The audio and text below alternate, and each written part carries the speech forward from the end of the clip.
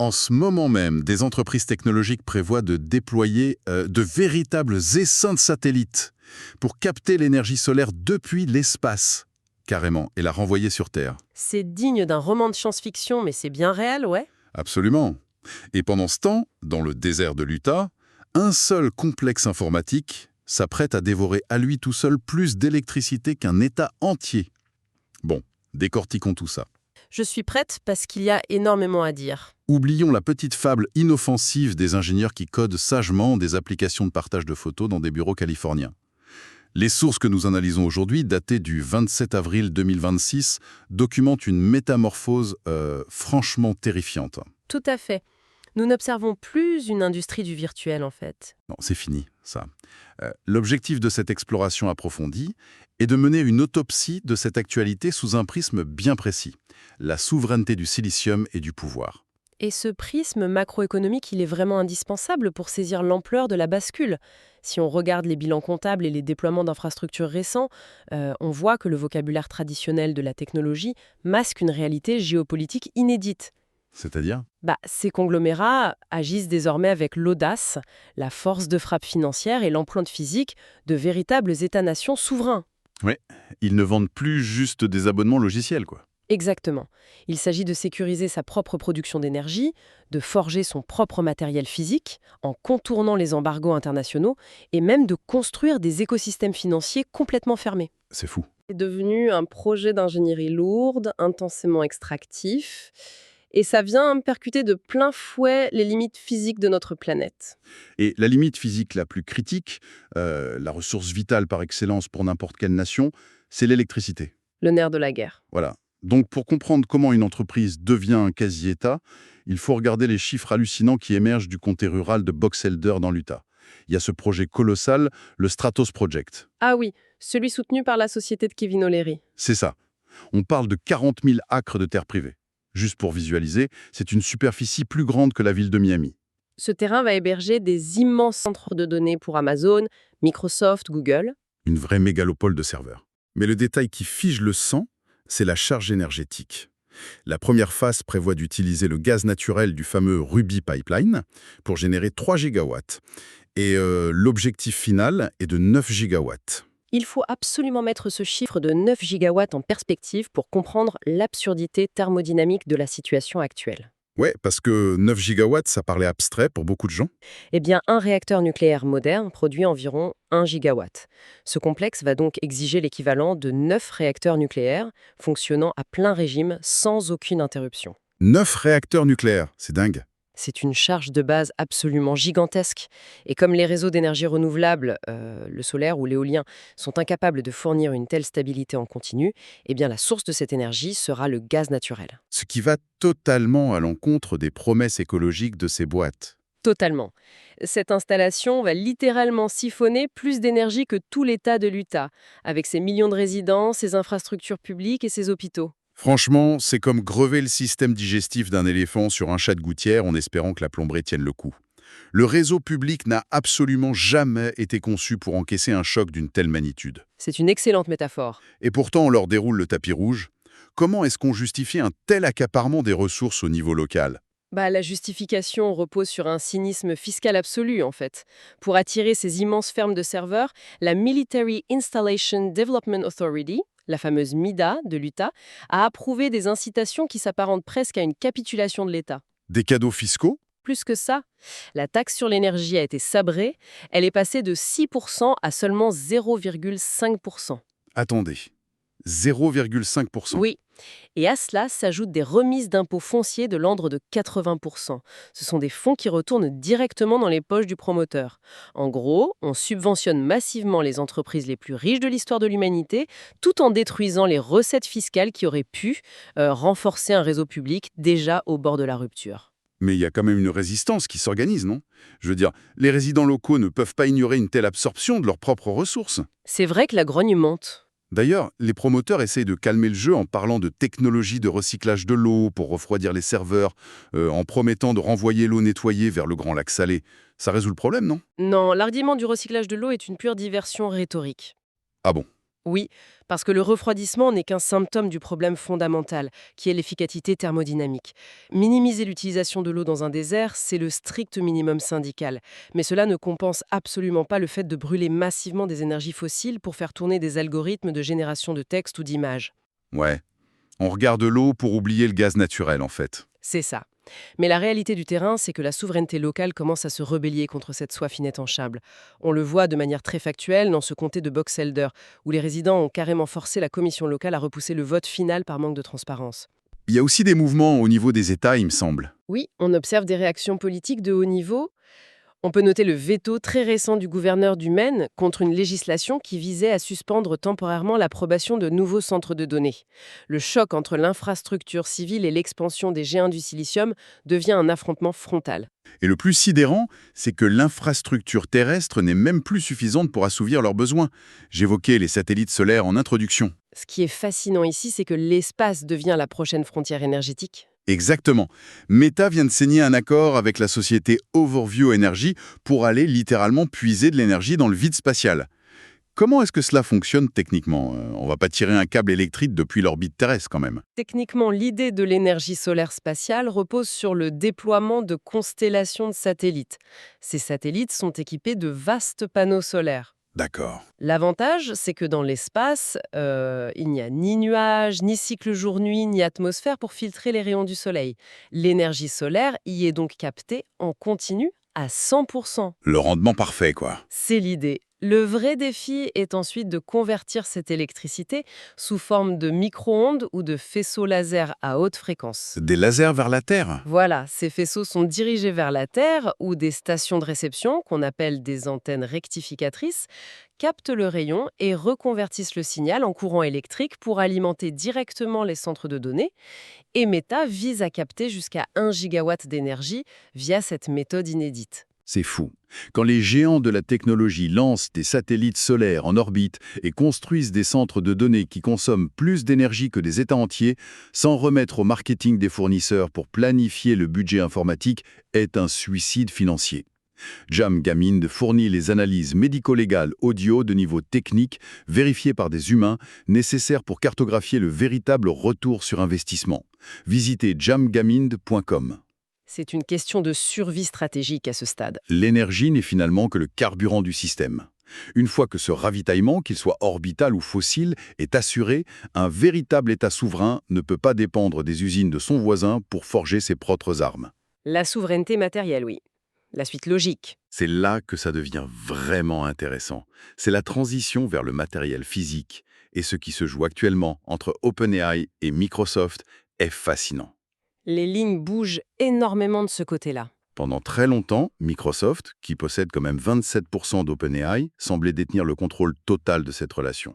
Ils avaient des droits de propriété intellectuelle verrouillés jusqu'en 2032. Mais on apprend qu'OpenAI vient d'obtenir le droit de s'émanciper. Les documents récents révèlent une manœuvre d'une très grande subtilité stratégique. OpenAI s'est formellement engagé à dépenser 250 milliards de dollars sur les services cloud Azure de Microsoft. 250 milliards. C'est une somme vertigineuse. C'est l'équivalent du produit intérieur brut de nombreux pays sur la planète. Mais, et c'est là le coup de maître, en échange de cet engagement financier colossal, OpenAI a brisé la clause d'exclusivité. Ils ont fait sauter le verrou. L'entreprise a désormais le droit légal de vendre des accès directs à son API, spécifiquement aux clients de la sécurité nationale du gouvernement américain. Et ce, en passant par d'autres fournisseurs de cloud, comme Amazon ou Google, concurrents directs de Microsoft. Mais en quoi cette rupture d'exclusivité est-elle si importante? Pourquoi promettre de dépenser 250 milliards chez Microsoft tout en voulant absolument offrir des accès via Amazon ou Google au Pentagone? Parce qu'il s'agit d'une question vitale de souveraineté d'infrastructure, tout simplement. Une API ou interface de programmation, c'est le canal par lequel un logiciel externe vient puiser dans l'intelligence d'OpenAI. Ouais. Si cette API ne peut passer que par les serveurs de Microsoft, OpenAI n'est qu'un simple sous-traitant de Microsoft aux yeux de l'État américain. Ah, je vois. Ils ne veulent pas être de simples prestataires. Exactement. En brisant cette exclusivité, OpenAI se positionne comme une infrastructure neutre et surtout indispensable de la sécurité nationale. Le gouvernement américain, qu'il s'agisse de la NSA ou du Pentagone, peut désormais intégrer cette intelligence artificielle indépendamment de son propre fournisseur de cloud. OpenAI refuse le statut de vassal pour s'élever au rang de partenaire direct des institutions militaires. Mais cette indépendance, elle ne s'arrête pas aux serveurs distants de l'armée. J'ai vu passer des rapports de la chaîne d'approvisionnement concernant une toute nouvelle stratégie, cette fois pour le matériel physique grand public. La fameuse question des appareils. Oui, les rumeurs parlaient depuis très longtemps d'appareils domestiques un peu étranges conçus par Johnny Ive, le célèbre ancien designer d'Apple.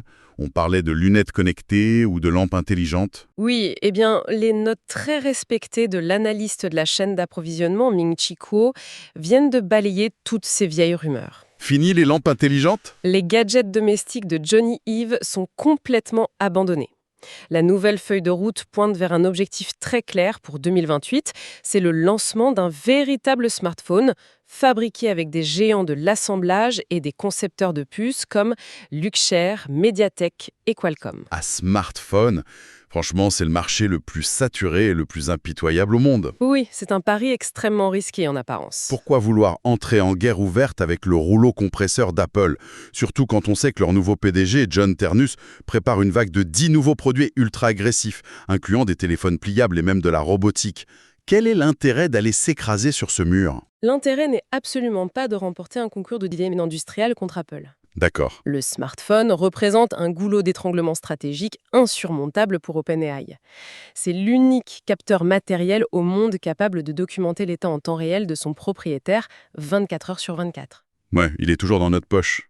Il enregistre la localisation précise, la biométrie, la cadence de frappe sur le clavier, l'environnement sonore et bien sûr l'intégralité des communications. Pour que des agents d'intelligence artificielle autonomes puissent agir de manière transparente, par exemple pour négocier des contrats ou effectuer des achats complexes de manière proactive à la place de l'utilisateur, ils doivent avoir un accès illimité et profond à toutes ces données. Ce qui est totalement impossible si on est un simple invité sur le système d'exploitation fermé d'un concurrent. Exactement.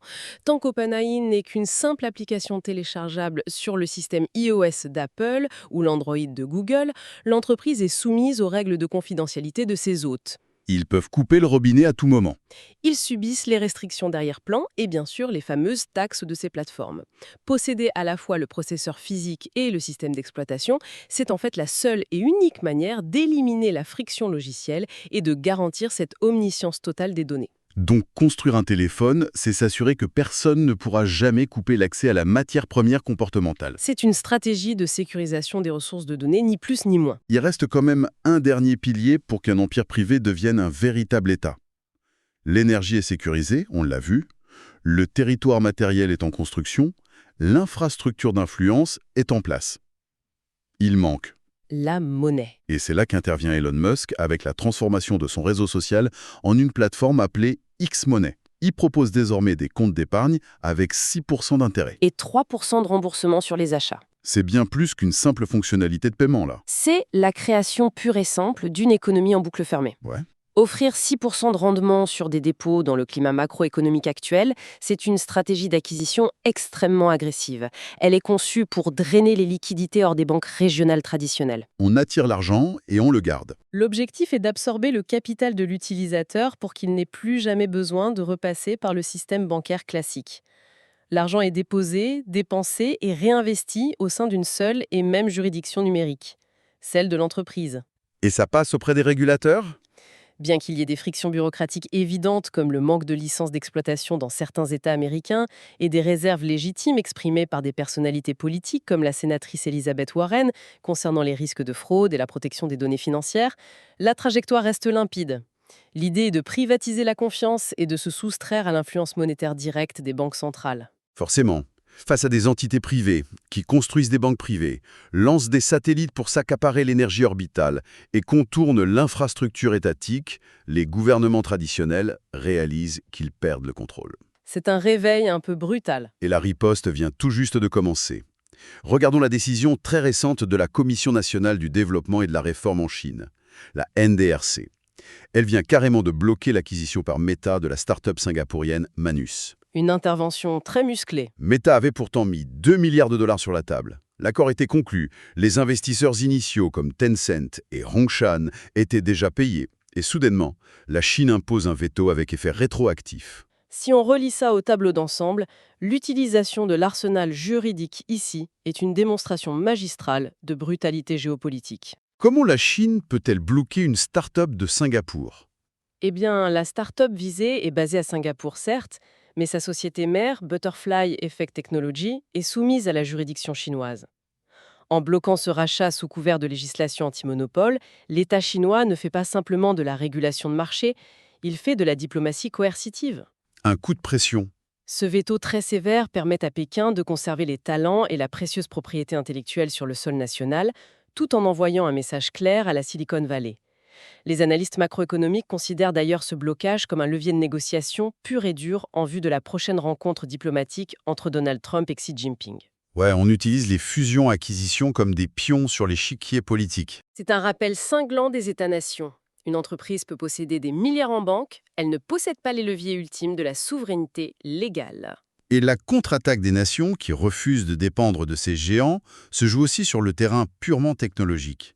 Le laboratoire chinois DeepSeek vient de sortir sa version V4, et les chiffres provoquent un vertige absolu dans l'industrie. Une véritable guerre des prix. Le modèle concurrent occidental, le fameux GPT 5.5, coûte actuellement 5 $ en entrée et 30 $ en sortie par million de tokens.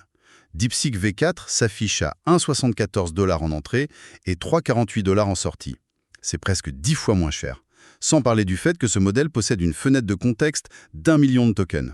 La fenêtre de contexte, c'est un concept fondamental pour l'analyse des données.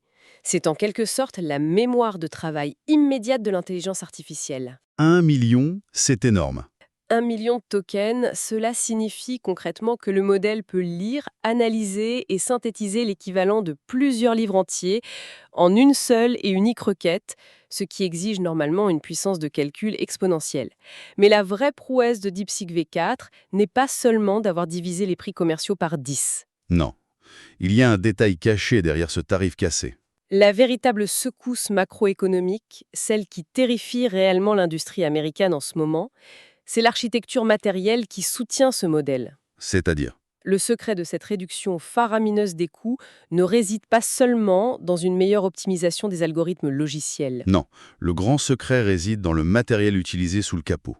Les rapports techniques confirment que DeepSeek V4 a été spécifiquement optimisé pour tourner sur les puces Ascend. Les puces de Huawei, exactement. Fabriquées par l'entreprise chinoise Huawei. Jusqu'à présent, toute la stratégie occidentale reposait sur une hypothèse de monopole absolu.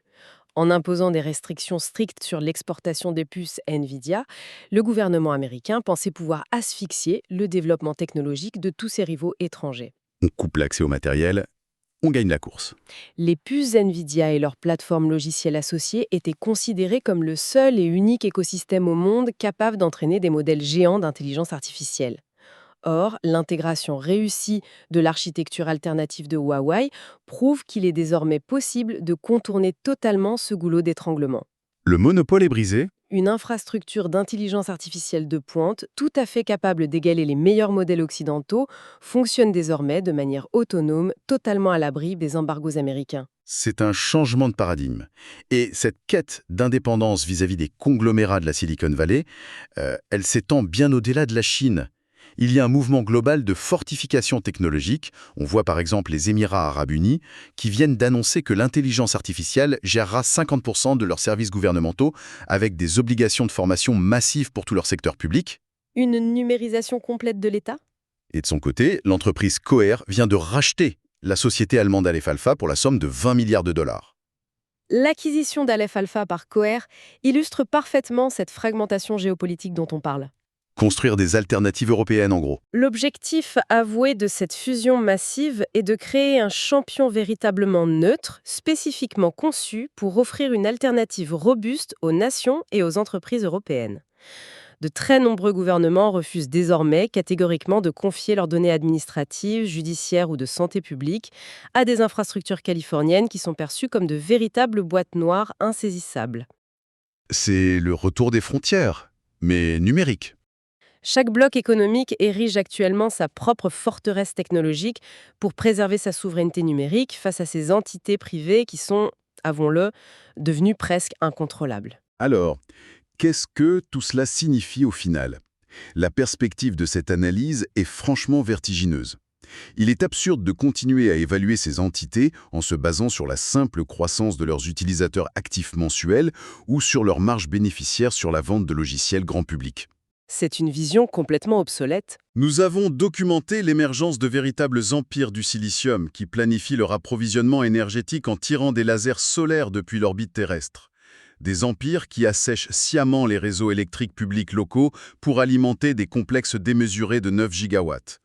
Ces conglomérats se dotent aujourd'hui d'une infrastructure bancaire parallèle et développent un matériel physique souverain pour asseoir leur emprise totale sur nos données, forçant de fait les plus grandes superpuissances mondiales à utiliser l'arsenal diplomatique et la loi anti-monopole en guise de bouclier de protection. L'évolution de ces architectures technologiques soulève une question macroéconomique vertigineuse, et c'est celle qui définira sans aucun doute les prochaines années. Lesquels? Il faut imaginer une conjoncture proche où une seule et même entité privée contrôle l'Internet par satellite au niveau mondial, gère une institution financière dont les rendements défient l'autorité des banques centrales, possède une infrastructure physique qui consomme plus d'énergie que les États historiques qui l'hébergent, et déploie le système intellectuel qui administre concrètement la moitié des services gouvernementaux d'un pays. Le constat fait froid dans le dos. À partir de quel moment précis l'État régulateur cesse-t-il d'exercer sa souveraineté pour devenir, de fait, un simple client totalement dépendant de l'entreprise X? Voilà de quoi nourrir notre réflexion. Abonnez-vous à Diem Mind sur Apple Podcast pour toujours écouter de manière totalement sans publicité.